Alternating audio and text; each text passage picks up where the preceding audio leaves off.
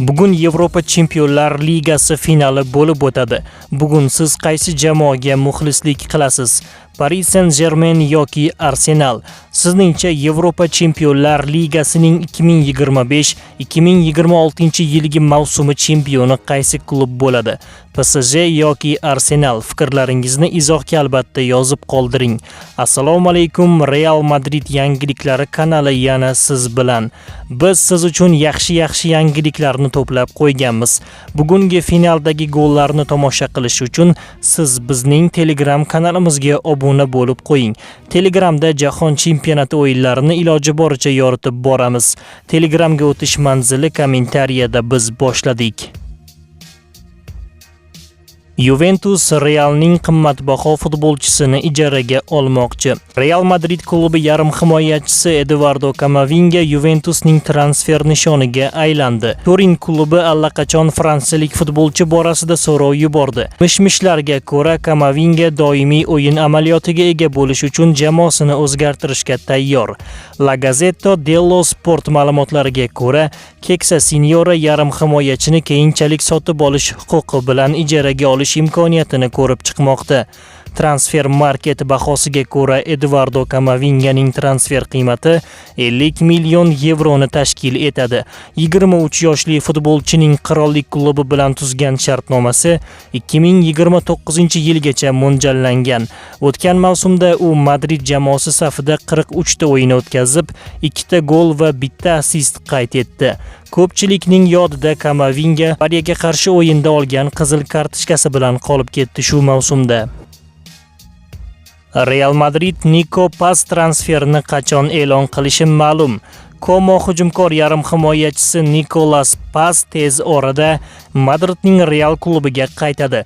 Qirollik klubi o'z tarbiyalanuvchisini qaytarib sotib olish huquqidan foydalanishga qaror qildi. Jurnalist Jose Felix Diazning xabar berishicha, argentinalik futbolchining qaytishi haqida rasmiy ma'lumot 7-iyun kuni bo'lib o'tadigan Real Madrid prezidenti saylovlaridan keyin e'lon qilinadi. Ma'lum bo'lishicha, qaymoq ranglilar Nicolas Pazni bor yo'g'i 9 million yevro evaziga sotib olishlari mumkin. Shartnomadagi tegishli bandga ko'ra. Ayni paytda A seriyaning 21 yoshli yulduzining bozor qiymati Transfer Market portali tomonidan 80 million yevroga baholanmoqda.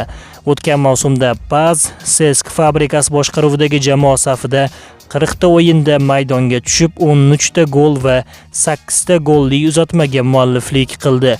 Ushbu yosh iqtidor egasi endi Argentina milliy terma jamoasi bilan jahon chempionatida o'ynaydi. PSG Real yarim himoyachisi Federico Valverdeni o'z yulduziga almashishi mumkin. Fransiyaning Paris Saint-Germain klubi Madridning Real klubi bilan shov-shuvli transferni amalga oshirishni rejalashtirmoqda. El Nacional nashri xabariga ko'ra, parijliklar prezidenti Nosir Al-Xelayfi qirollik klubi yarim himoyachisi Federico Valverdening o'yin uslubini yuqori baholaydi va uning transferni muhokama qilishga tayyor. Ta'kidlanishicha, transferni amalga oshirishning variantlaridan biri sifatida PSG Xaubeki Joao Neves ishtirokidagi almashinuv ko'rib chiqilmoqda. Parij klubi rahbariyati ayni damda Yevropadagi eng istiqbolli yarim himoyachilardan biri bo'lgan Nevesni taklif qilish orqali Realni muzokaraga jalb eta olishga umid qilmoqda. Shunga qaramay, Real hozircha Valverde bilan xayrlashish niyatida emas. Urugvaylik futbolchi jamoaning asosiy o'yinchilaridan biri va klub yetakchilaridan biri hisoblanadi. Bunga qaramay, Paris Saint-Germain potensial transferni tashkil etishning barcha imkoniyatlarini o'rganishda davom etmoqda. O'tgan mavsumda Federico Valverde Realning asosiy tarkib futbolchisi sifatida maydon markazida va boshqa pozitsiyalarda muhim rol o'ynadi.